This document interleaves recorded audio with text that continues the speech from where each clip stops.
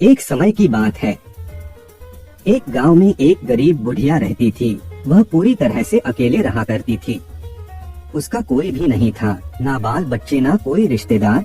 सुबह शाम लोगों के छोटे मोटे काम किया करती थी, जिसके बदले लोग उसको पैसे, अनाज या खाने पीने का सामान दे दिया करते थे, जिसको खा पीकर वह अपना जीवन बिताया करती थी। वह अपने जीवन में पूरी तरह से संतुष्ट थी। उसे भगवान से किसी प्रकार का कोई गिला भी नहीं था।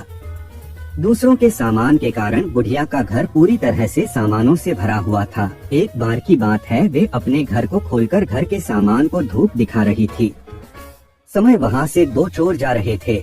जब उन्होंने देखा कि बुढ़िया के घर में तरह तरह का सामान भरा हुआ है, तो उन्हें बड़ा लालच आया और वे सोचने लगे कि इस घर में तो बुढ़िया अकेली रहती है, क्यों ना हम आकर इसके घर को ही साफ कर दें। माना कि सामान पुराना है, लेकिन कुछ तो पैसा मिलेगा और यह बुढ़िया अकेली हमारा कुछ बिगाड़ भी नहीं पाएगी। चोरों ने बुढ़िया के घर को अच्छी तरह से देख लिया और समझ लिया कि उन्हें किस तरह से बुढ़िया के घर की सफाई करनी है।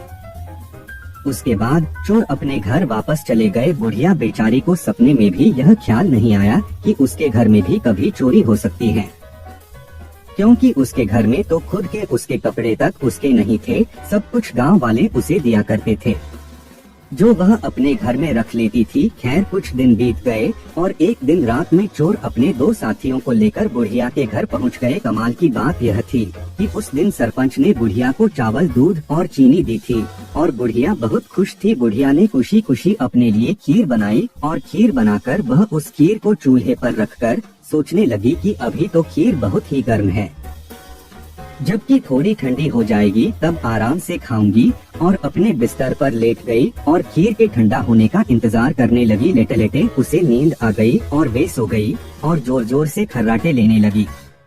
चोर बाहर खड़े थे। बुढ़िया के खर्राटे की आवाज सुनते ही उन्होंने सोचा कि चलो अब रास्ता साफ हो गया और अब हम आराम से बुढ़िया का घर साफ कर सकते हैं। वह सब जल्दी जल्दी आकर बुढ़िया के घर में सामान तलाशने लगे, परंतु कमाल की बात यह थी कि उन्होंने जो देखा था वह बिल्कुल गलत था। बुढ़िया का घर तो सामान से भरा हुआ था, किंतु एक भी सामान साबुत नहीं था। हर सामान टूटा फूटा, पुराना और खराब था। यह चोर बड़े दुखी हुए और बुढ़िया को बहुत गालियां देने लगे। वह बोले, देखो कितनी दुष्ट बुढ़िया है, आराम से सो रही है और हम बेचारे इतनी मेहनत कर रहे हैं। तभी दूसरे चोर की नजर चूल्हे पर रखी खीर पड़ी। गरम गरम खीर को देखकर चोर ने कहा, चलो बुढ़िया के घर कुछ और नहीं मिला तो कम से कम खीर तो है। और वह उसको खाने लगे। जब वह खीर खाकर जाने लगे तो उन्होंने थोड़ी सी खीर बुढ़िया के लिए छोड़ दी, किंतु जब उन्होंने बुढ़िया की तरफ देखा तो उसका हाथ खुला हुआ था, जैसे वह कुछ मांग रही हो। साथ ही उसका मुंह भी खुला हुआ था, जिसे देखकर चोरों ने सोचा कि बेचारी बुढ़िया लोगों से मांग मांग कर अपना जीवन बिता रही है। लगता है बहुत थक गई है और खाने के लिए खीर मांग रही है। आखिर उम्र में है तो हमारी माँ के ही बराबर। और बिना कुछ सोचे समझे गरम गरम खीर बुढ़िया के मुंह में डाल दी। गरम गरम खीर मुंह में पड़ते ही बुढ़िया जोर से चिल्लाई, हाय दया, मार डाला मार डाला मार डाला। बुढ़िया की चीख सुनते ही चोर डर के जल्दी जल्दी छुपने लगे। जिसने मुंह में खीर डाली थी वह ऊपर जाकर छिप गया, एक चारपाई के नीचे और एक चारपाई के दाएं। बुढ़िया की चीख सुनते ही गांव वाले बुढ़िया के घर आ गए और पूछने लगे, क्या हुआ माँ? बुढ़िया बोली, मुझे क्या पता, ऊपर वाला जाने। यह सुनते ही ऊपर छिपा हुआ चोर बोला, अरे भला मैं क्यों जानूं, तुम्हारी चारपाई के नीचे छिपा चोर न जाने। यह सुनते ही चारपाई के नीचे वाला चोर बोला, मैं ही क्यों जानूं, चारपाई के दाएं छुपा चोर क्यों न जाने।